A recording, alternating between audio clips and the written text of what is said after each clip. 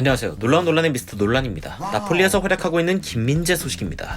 토트넘의 경기를 꾸역꾸역 봤습니다. 오직 손흥민에 대한 의리 때문이었습니다. 답답해서 가슴에 무언가 얹힌 듯 온몸에 힘도 빠지고 속상한 마음이었는데 김민재가 뛰는 나폴리의 경기를 보고 병이 나았습니다. 완치됐습니다. 이번 챔피언스리그 경기 중에서 무려 5골 차이로 아약스 원정에 승리해버린 나폴리. 최근 9월의 선수로 나폴리에서의 존재감을 제대로 증명한 김민재의 활약과 함께 나폴리는 현재 제대로 날아오르고 있는데 이거 좀 찾아보니까 나폴리 심상치가 않습니다. 어쩌면 김민재 이적 첫 해에 예상 외의 일들을 터뜨릴 수도 있겠다는 생각이 들었는데요. 단순한 설레발이 아니라 외신과 통계를 통해 굉장히 현실적인 하지만 그럼에도 놀라운 이야기들을 모아서 전달해드리겠습니다. 바로 들어가 보시죠. 트위터의 통계 전문 사이트인 스코어카가 놀라운 통계를 제시합니다. 최근 나폴리가 얼마나 공격적인 팀인지 알 수 있는 굉장히 놀라운 지표인데요. 일단 이번 시즌 세리에 A 기준으로 최다 승점, 최다 골, 최다 슈팅, 최다 기회 창출, 그리고 이번 챔피언스 리그 기준으로도 최다 승점, 최다 골, 최다 슈팅, 최다 유효 슈팅. 그러면서 스코어카는 당신의 새로운 최애 팀을 만나보세요 라고 너스레를 떨었습니다. 저는 이 말에 긍정했습니다. 나폴리는 제 새로운 최애 팀이 맞습니다. 챔피언스 리그에는 일반적으로 1포트의 팀이 4포트의 팀을 박살내는 장면이 꽤 나옵니다. 바이에른 미넨과 빅토리아 풀젠의 경기 5대0이라는 스코어로 미넨이 이겼는데 미넨의 홈 경기였다는 점, 그리고 상대가 풀젠, 그렇게 특별해 보이는 점수판은 아닙니다. 하지만 이번 나폴리전은 그 격이 다릅니다. 일단 상대는 챔스 단골팀인 아약스, 게다가 아약스 홈이었습니다. 기본적으로 챔스는 홈 경기 이점이 굉장히 큽니다. 홈 어드밴티지의 극단적인 예는 월드컵으로 지난 19번의 월드컵 경기 중 주최국 우승은 무려 6번이나 될 정도로 이 홈 어드밴티지의 영향은 정말 굉장하다고 할 수 있습니다. 챔스도 마찬가지죠. 자신이 생활하고 훈련하는 경기장 안에서 경기하는 홈 선수들의 심리적인 안정은 기본이고, 이 챔피언스 리그는 더 멀리서 이동해야 하는 팀들의 피로까지 누적되기 때문에 원정길이 무척 힘든데, 이 나폴리와 아약스의 경기를 보면 도대체 누가 홈팀인지 헷갈릴 정도의 경기력이었습니다. 김민재는 이날 경기에서도 철벽이 되었을 뿐 아니라 동점골의 기점이 되는 역할까지 만들어내면서 후스코어드 기준 평점 7.2점으로 상대팀을 압도하는 활약을 보여줬다고 평가를 받았습니다. 게다가 공중볼 태클 성공률 100%에 빛나는 이 병민재에 대해 통계 매체 스코어카도 더 이상의 스탯을 굳이 언급할 필요가 없다라며 극찬을 아끼지 않았습니다. 이러한 놀라운 활약으로 인해 현재 3전 전승의 챔스 최고 승률을 보여주고 있는 나폴리는 현재 16강 진출 확률이 98%로 사실상 확정되었다고 볼 수 있을 수준입니다.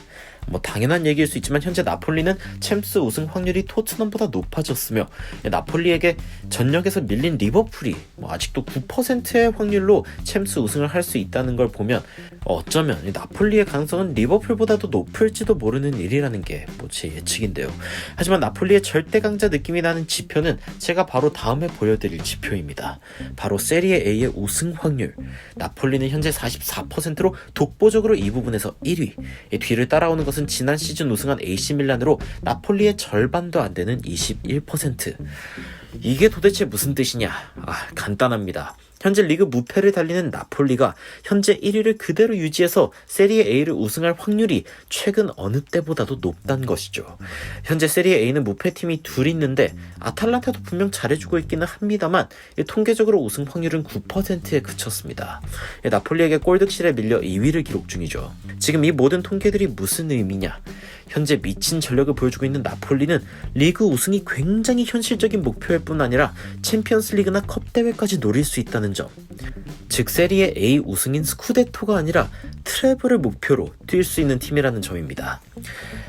이 한국인이 트래블을 목표로 하는 팀에서 뛴다. 박지성 이후 이런 감정은 정말 오랜만인데요. 잠깐 다른 얘기긴 하지만 은돔벨레는 참 좋겠습니다. 토트넘에서 나가라고 해서 쫓겨나가듯이 나간 팀이 하필이면 김민재가 벽을 세워놓은 나폴리라니. 그런데 은돔벨레 얘기를 하니까 이 얘기를 꺼내야겠네요. 김민재가 나폴리라는 팀에서 보여주는 활약이 더 놀라운 이유가 혹시 뭔지 아시나요? 바로 나폴리가 굉장히 공격적인 팀이라는 점입니다. 오늘 경기 후반전에 등장한 은돈벨레는 오늘 경기 소파스코어 기준 8.5점이라는 이 팀에서 두 번째로 높은 평점을 받았습니다.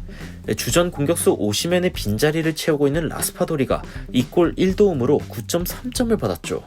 그런데 은돈벨레의 기록을 살펴보면 신기합니다. 일단 패스 성공률이 96%로 굉장히 높습니다. 키 패스는 무려 3개나 기록했습니다.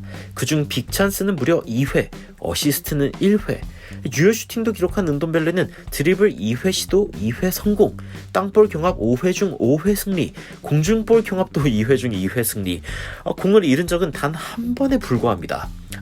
경기 중에 골대도 한 번 때렸죠. 갑자기 축구 도사가 되어버린 은돈벨레. 도대체 무슨 일이 일어난 걸까요? 기본적으로 나폴리는 굉장히 공격적인 팀이라는 것을 통계에서도 알 수 있는데 은돈벨레 자체가 원래 좀 공격적인 팀에서 창의력을 발휘하는 데 특화된 선수입니다. 게다가 은돈벨레 뒤에는 누가 있나요? 네, 김민재가 있습니다. 은돈벨레를 토트넘에서 나폴리로 보낸 토트넘의 팬들은 김민재에게 경고를 보냈습니다. 은돈벨레랑 뛰는 수비수들은 이 선에서 굉장히 게으른 은돈벨레에게 피해를 본다며 말이죠. 그리고 실제로 나폴리 경기에서 그런 일이 없었던 것도 아닙니다.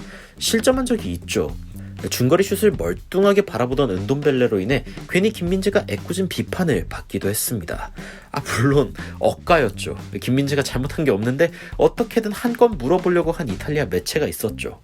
그런데 최근 나폴리의 공격 축구에서 김민재가 벽이 되어버리는 상황이 일어나자 나폴리는 뒤도 돌아볼 필요 없이 공격에 나서면서 상대팀에 불을 지르고 있습니다. 5대1로 앞서고 있던 상황에서도 전방 압박이라는 굉장히 수비적 부담이 큰 전술을 쓰는 이유는 뒷공간을 커버할 수 있는 김민재라는 선수의 존재감을 믿고 있기 때문인 것인데요. 김민재의 벽과 같은 단단함에 신난 나폴리 공격진들은 잔인할이 많지 아약스를 홈에서도 두드려 패버렸고 나폴리는 이 경기로 인해 16년 만에 공식전 11경기 무패 기록을 쓰게 되었습니다. 이미 맨유 등의 클럽에게 관심을 받고 있는 김민재의 소식이 들려오고 있기는 하지만 나폴리의 경기력을 보고 있는 한국 팬들은 되려 김민재가 나폴리에 몇 년 더 남아서 이룰 수 있는 업적들은 이루고 떠나는 것도 나쁘지 않겠다는 의견이 생겨나고 있습니다. 이미 나폴리의 단장마저 김민재의 이적설을 부인하지 않고 있는 상황이기 때문에 김민재는 어쩌면 이번 시즌을 끝으로 나폴리를 떠날지도 모르는 일입니다.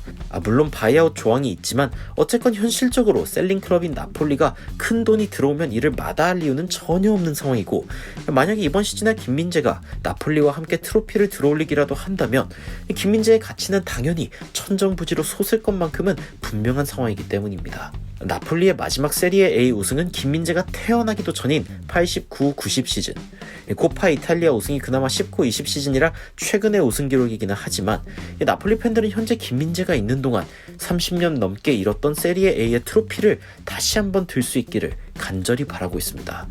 그리고 저 역시 김민재가 트로피를 들어올리는 모습을 보고 싶다는 생각이 듭니다. 이왕이면 여러 개 말이죠. 이런 말도 안 되는 것 같지만 따지고 보면 꽤 말이 되고 있는 이야기를 하고 있는 저는 논란 되드리는 미스터 논란이었습니다. 시청해주셔서 감사합니다.